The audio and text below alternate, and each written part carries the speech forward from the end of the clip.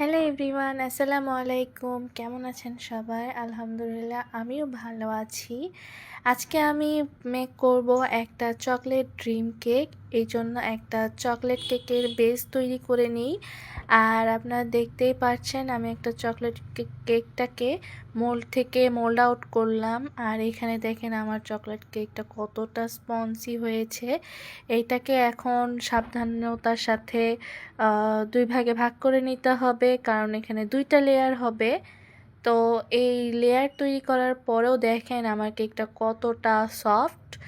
এরকম soft cake make করতে কিছু টিপস অ্যান্ড ট্রিক্স লাগতে হয়, তাহলে আমরা খুব ভালোভাবে কেক মেক করতে পারবো। এখন এই একটা ড্রিম কেকের জন্য 500 ml এর একটা বাটি নেই, বক্স নেই, যেটা ড্রিম কেকের জন্যই হয়ে থাকে। তো এখানে আমি সামান্য পরিমাণ ক্রিম দেই, আর এরপর একটা কেকের লেয়ার দিই, বেস দিই আর কি। এরপর এখানে খুবই সামান্য পরিমাণ সুগার সিরাপ ইউজ করি, আর এরপর ইউজ করি চকলেট গানাশ। আর এই চকলেট গানাশটা কিন্তু অনেকটা পরিমাণ ইউজ করি, কারণ আমার ক্লায়েন্ট আপু বলেছিল যেন কেকটা বেশি পরিমাণ চকলেটই হয়। এরপর আমি এটার উপর দিয়ে দিই চকলেট ক্রিম, এবং এই চকলেট ক্রিমটা পুরোপুরি ছড়াইয়ে দিই।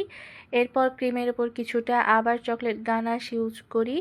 এখন এই চকলেট গানাশটাও আমি পুরো ক্রিমের উপর ছড়াইয়ে দিই। এরপর আমি আবার সেম প্রসেসে আবার একটা লেয়ার দিই, এই লেয়ারটাকে সুন্দর করে বসায় দিই।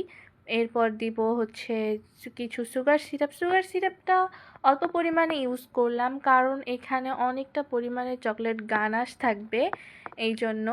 আবার চকলেট গানাশ দিই, চকলেট গানাশ দেওয়ার পর চকলেট গানাশটা ছড়াই দিই, যাতে পুরো কেকটার এই চকলেটি ভাবটা চলে যায়। এবং এরপর এখানে দিয়ে দিই চকলেট ক্রিমটা পুরোটা সুন্দরভাবে সব জায়গায় ভালোভাবে ছড়িয়ে দেওয়ার পর এর ওপর দিব অনেকটা পরিমাণ চকলেট গানাশ, কারণ ড্রিম কেকের উপরে থাকে একটা হার্ড লেয়ার, তারপরেই থাকে একদম নরম অ্যান্ড লিকুইড চকলেট গানাশ। সেই বেশি গানাশের জন্য আমরা এখানে অনেকটা পরিমাণ গানাশ ইউজ করি। এখানে গানাশটা পুরো চারিদিকে ছড়িয়ে দিই। কিন্তু দেখেন এখানে আমি একটা মিস্টেক করি, যে এই গানাশটা আপনাদেরকে দেখাইতে গিয়ে আমি ফেলে দিই, কারণ আমি তো ক্যামেরার সামনে অভ্যস্ত না। এই প্রথম এভাবে ক্যামেরার সামনে কাজ করছি, তাই এরকম ছোটোখাটো ভুল হয়ে যায়।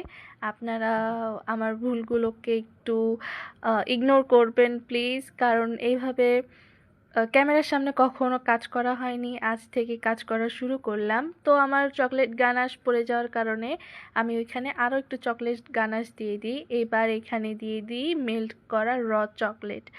এই চকলেটটা মেল্ট করতে আমার অনেক সমস্যা হয়েছে, কারণ এখন শীতের দিনে চকলেট মেল্ট করার কিছুক্ষণ পরে চকলেটটা আবার জমে যায়। এই চকলেটটা আমি এখন এই গানাশের ওপর দিয়ে দিই।